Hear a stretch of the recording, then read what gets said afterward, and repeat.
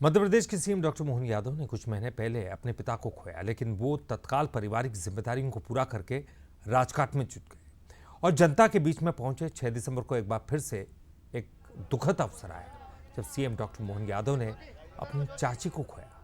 पर एक बार फिर सीएम ने पारिवारिक जिम्मेदारियों को पूरा करने के बाद राजधर्म निभाया। कर्मयोगी की परिभाषा को निजी जीवन में चरितार्थ करने वाले मुख्यमंत्री डॉक्टर मोहन यादव का एक्सक्लूसिव इंटरव्यू पहली बार बंसल न्यूज पर। राजकाज कीन्हे बिना मोहि कहाँ विश्राम। तो राम का काम तो शुरू से करते रहे हैं, लेकिन ये कर्मयोग की एक अद्भुत मिसाल है कि विपरीत परिस्थितियां, पारिवारिक में एक दुख की घड़ी आई, उस जिम्मेदारी को निभा करके फिर राजकाज के लिए आप आज पचमढ़ी में हैं। तो ऐसे कर्मयोगी मुख्यमंत्री मोहन यादव जी से हम बंसल न्यूज़ के लिए बात करेंगे। तो सबसे पहले आज हम जो यहाँ पर इन्होंने एक उद्घाटन किया है और एक नई परंपरा की शुरुआत की, जिसमें युवाओं महिलाओं के लिए एक नए रोजगार के द्वार खोले हैं। तो सबसे पहले एक पूरे प्रदेश का एक पहला ऐसा होटल खुला है जिसमें सिर्फ महिलाएं संचालित करेंगी। तो पहले हम उसके बारे में जानेंगे। यशस्वी प्रधानमंत्री श्रीमान नरेंद्र मोदी जी लगातार महिला शक्ति के सशक्तिकरण के लिए आह्वान करते रहते हैं। उन्होंने तो लोकसभा विधानसभा तक में 33% का आरक्षण बढ़ा करके सीट बढ़ाने के निर्णय कर दिया। ऐसे में हम सबका फर्ज बनता है कि माता बहनों के लिए, नारी सशक्तिकरण के लिए हमको आगे आना चाहिए।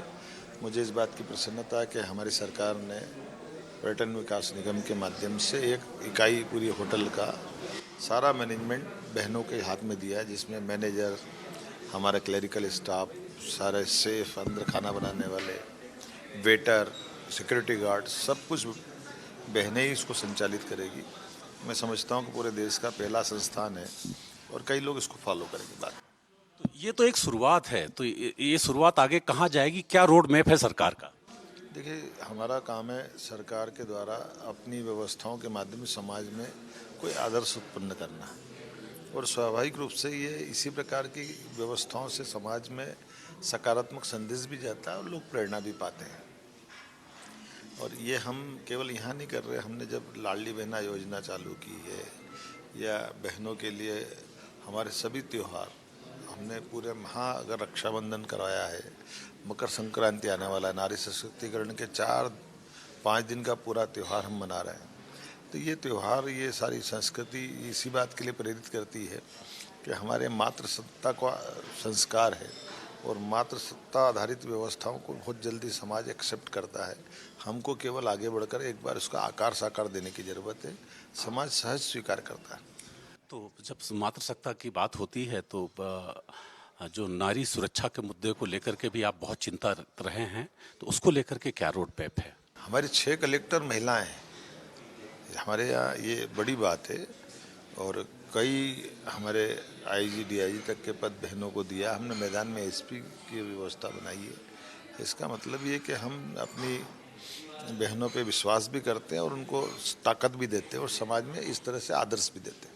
एक चीज़ और मैं अब आपसे व्यक्तिगत जानना चाहूँगा। कुछ महीने पहले आपने अपने पिताजी को खोया, लेकिन पिताजी को खोने के बाद अपनी सारी जिम्मेदारियों को निभाने के बावजूद आप फिर से पूरी ऊर्जा के साथ राजकाज में लग गए। आज भी आप एक दुख की घड़ी से गुजरे हैं। तो क्या चीज़ है जो आपको इतना मोटिवेट करती है और वापस उस दुख से बाहर आकर के काम के लिए प्रेरित करती है? देखिए, हमारे आदर्श सबसे बड़े हैं। अगर हमारे प्रधानमंत्री इसमें आदर्श है, वो अपने एक एक मिनट का, एक एक क्षण का उपयोग देश कार्य के लिए करते हैं, समाज कार्य के लिए करते हैं। हमारी भी जवाबदारी बनती कि अगर हम निजी दुख में भी हैं, हम समाज में हैं, हमारा संबंध है, लेकिन अंततः हमने शपथ ली है इस व्यवस्था से चलने की, सरकार के अंदर काम करने की। और अगर मुखिया बनते तो हमारे से समाज के बाकी अंगों पे असर आता है, सीखने को मिलता है। हमको भी संतोष है कि हमको इस तरह से ही आगे बढ़ना है, जिसमें हम जो बेहतर से हो सकता है बेहतर उसको करें। और इन व्यवस्थाओं से निजी दुख सुख, इससे हमको बाहर आना पड़ेगा। सरकार की व्यवस्थाओं में इन सब के लिए कोई स्थान नहीं है। तो थोड़े से मैं अलग हट करके सवाल पूछना चाहूँगा कि एक तो अभी तक ये रहा है कि अफसरशाही अ, थोड़ा सा एक हमेशा राजनेताओं का, जनप्रतिनिधियों का आरोप रहा है कि अफसरशाही हावी रही है। आपके आने के बाद से उस स्वरूप में परिवर्तन आ रहा है। कैसे लाएंगे कि जनप्रतिनिधि भी खुश हों और अफसर भी पूरी ऊर्जा से काम करें? इस जो सकारात्मक वातावरण बनाने के लिए ज़्यादा ज़रूरी है कि हमारे अधिकारी भी सजगता से काम करें, हमारे पदाधिकारी भी सजगता से काम करें, समाज में सुशासन की स्थापना हो। ये स्वाभाविक रूप से है और मैं इस बात के पक्ष में रहता हूँ, जो जितने बड़े दायित्व है उतनी सावधानी से उसको चलने की ज़रूरत है। और मुझे इस बात का संतोष है कि जो अधिकारी सजगता से काम करते हैं मैं उनको प्रोत्साहन देता हूँ, और जो कर्मण्य होते हैं, ढीले होते हैं, मैं उनको मैदान में रखने के बजाय उनको कोई ऐसा काम देता हूँ जिस काम के आधार पर वो अपनी अगली बार के लिए सबक ले ले कि भाई मुझे ये काम करना है तो सजगता से काम करना पड़ेगा। तो आप साल भर से करीब देख रहे हैं अधिकारियों को भी काम करते हुए, परीक्षण कर रहे हैं, तो क्या हम ये मान के चलें कि जनवरी के बाद एक नई प्रशासनिक सर्जरी देखने को मिलेगी जो काम के आधार पर होगी? मैं जनवरी तक वेट नहीं करता हूँ। मेरे यहाँ तो एक दिन की माफ़ी नहीं है। अगर काम नहीं करेगा तो रात नहीं देखेगा, काम करेगा तो लंबा चकेगा। काम काम ही हमारे लिए पूजा है। और मैं भी काम करता हूँ। मैं अपने से जब शुरू करता हूँ तो मैं उम्मीद करता हूँ कि ठीक है हम थोड़ा कम करें ज़्यादा करें, लेकिन काम तो करना पड़ेगा आपको। काम में आपको कोई छूट नहीं, और जिस ढंग से काम करता है उसको उस काम के आधार पर ही उनकी पहचान बनती है। और अब मैं एक प्रदेश के सवाल पर पे आता हूं कि प्रदेश में एक सवाल, अभी देखा जाए तो तीन बड़ी चुनौतियां आपके सामने खड़ी हैं किसान के मोर्चे पर।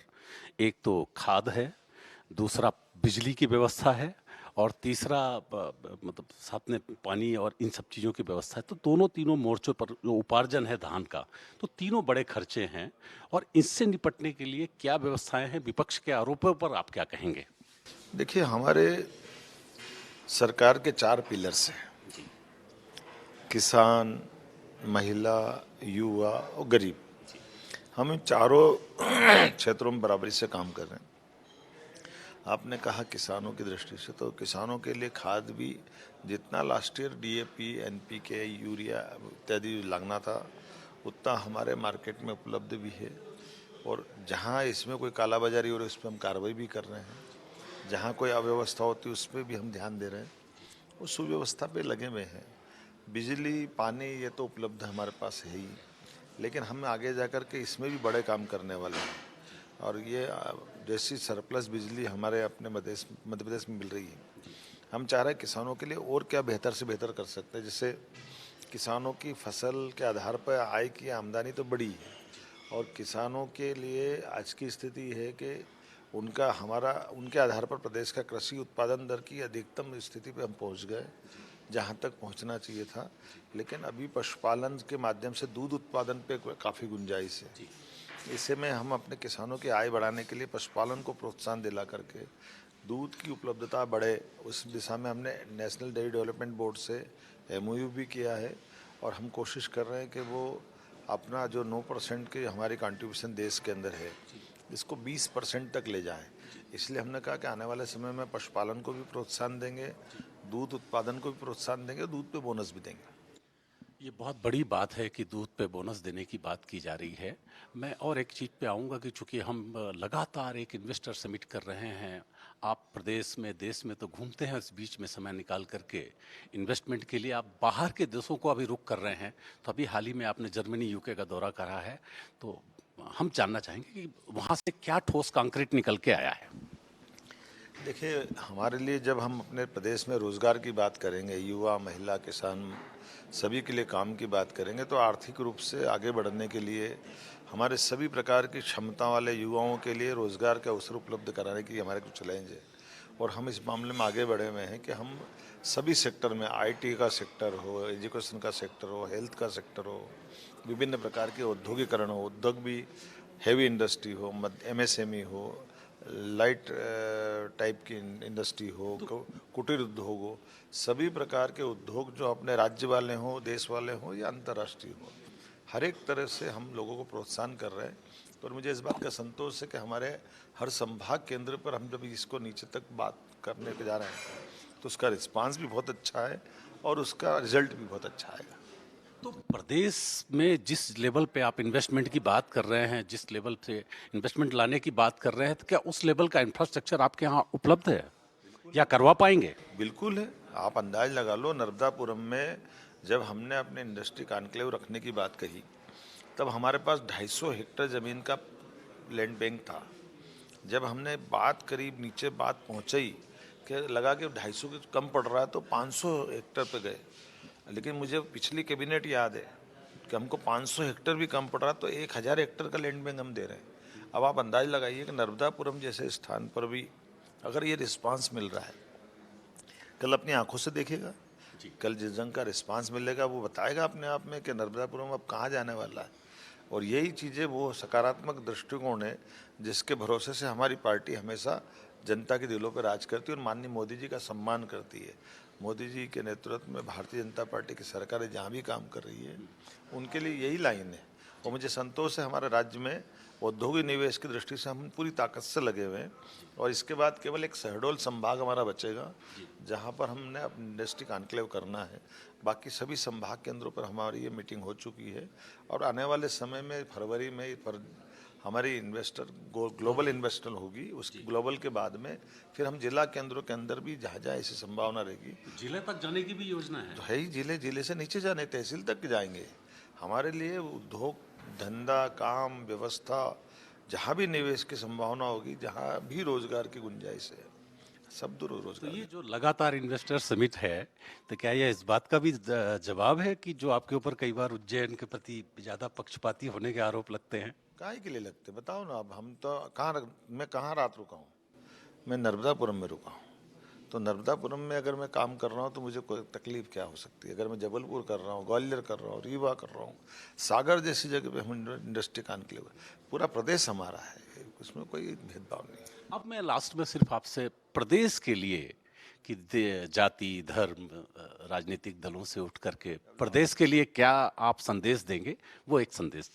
मुझे इस बात का संतोष है कि प्रदेश अब एक नई ताजगी नई ऊर्जा के साथ आगे बढ़ा है और माननीय मोदी जी का नेतृत्व दिल्ली में मिल रहा है और हम कोशिश कर रहे हैं उनके नेतृत्व में प्रदेश में सभी तरह की बेहतरी, खुशहाली, सभी प्रकार की संपन्नता, सभी युवाओं के हाथ में काम, उनके स्वाभिमान के साथ उनकी इच्छा के हिसाब से आगे बढ़ने के अवसर उपलब्ध कराना।